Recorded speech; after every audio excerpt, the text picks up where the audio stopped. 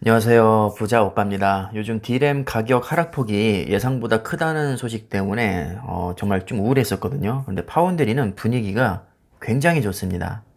내년 파운드리 시장 규모는 13% 성장한 1176억 9천만 달러에 달할 것이라는 정말 어마어마한 전망이 나왔습니다.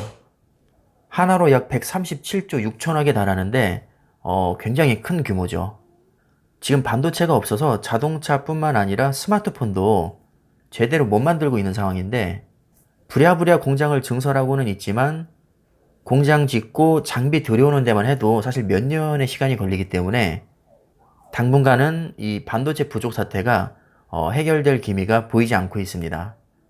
앞으로 몇 년간은 반도체 부족이 예상되기 때문에 가격은 당연히 오를 것이고요.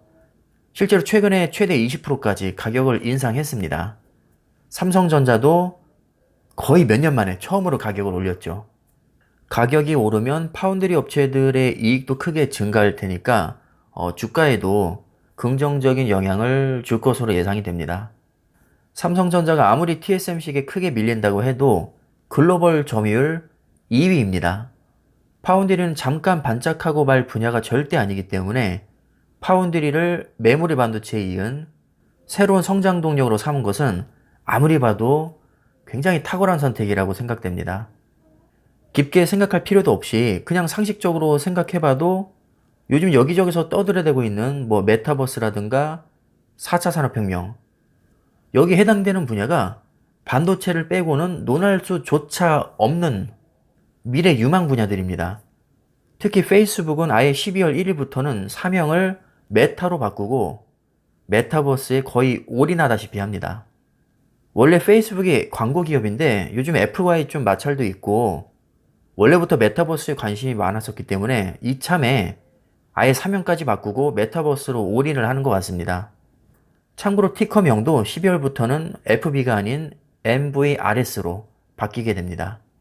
이 MVRS는 메타버스에서 따온 약어죠. 이미 시대의 흐름은 4차 산업혁명으로 빠르게 이동하고 있고 그 중심에 반도체가 자리 잡고 있습니다.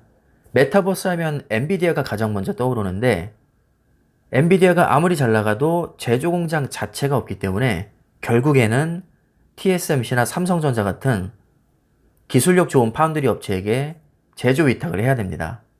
AMD, 퀄컴, 애플, 아마존, 구글 전부 다 마찬가지입니다. 아무리 이 기업들이 잘 나간다고 해도 반도체를 직접 만들 수는 없거든요. 결국에는 파운드리 업체에게 무조건 제조 위탁을 해야 됩니다. 트렌드 자체도 바뀌고 있는데요. 그동안 애플 같은 기업들은 인텔로부터 CPU를 직접 받아다 썼지만 이제는 M1 칩을 직접 설계해서 TSMC에게 제조 위탁을 하고 있습니다.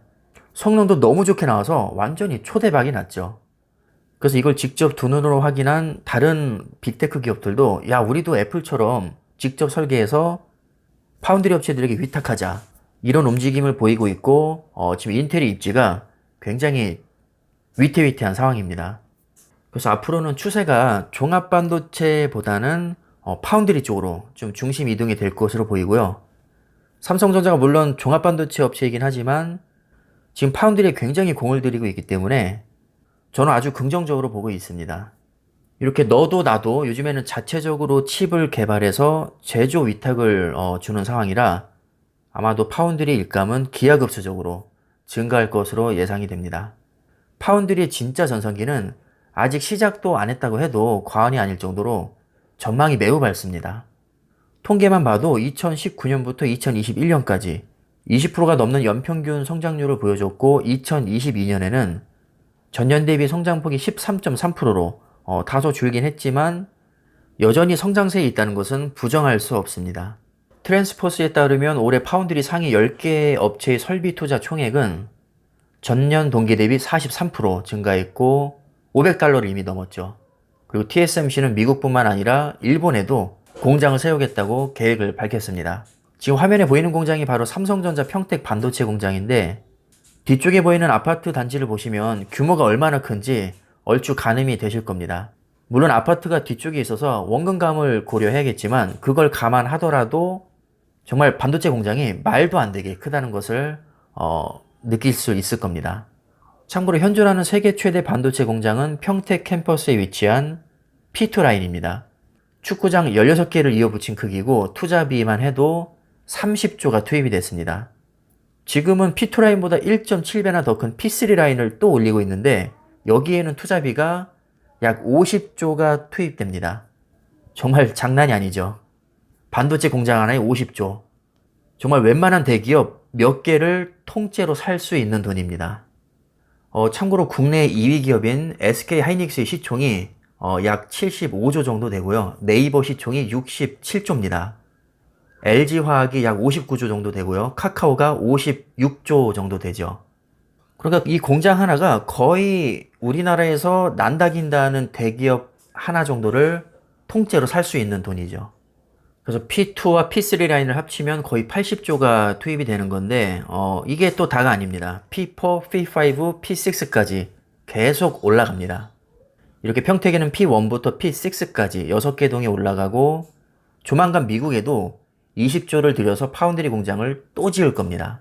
아직 인센티브를 놓고 협상 중이라서 지금 최종 확정은 되지 않았지만 한미 정상회담에서 이미 공식화했기 때문에 절대로 번복할 수는 없을 겁니다.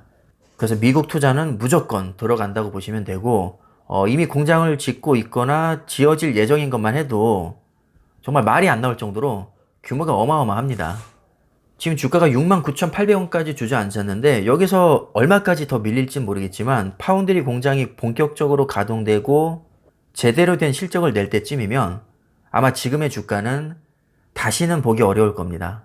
장기적으로 10배 혹은 20배 오를 기업의 주가가 단기적으로 30% 정도 빠졌다고 해서 멘탈이 나갈 이유는 없다고 봅니다. 물론 확신이 있는 분들에게만 해당되는 얘기입니다.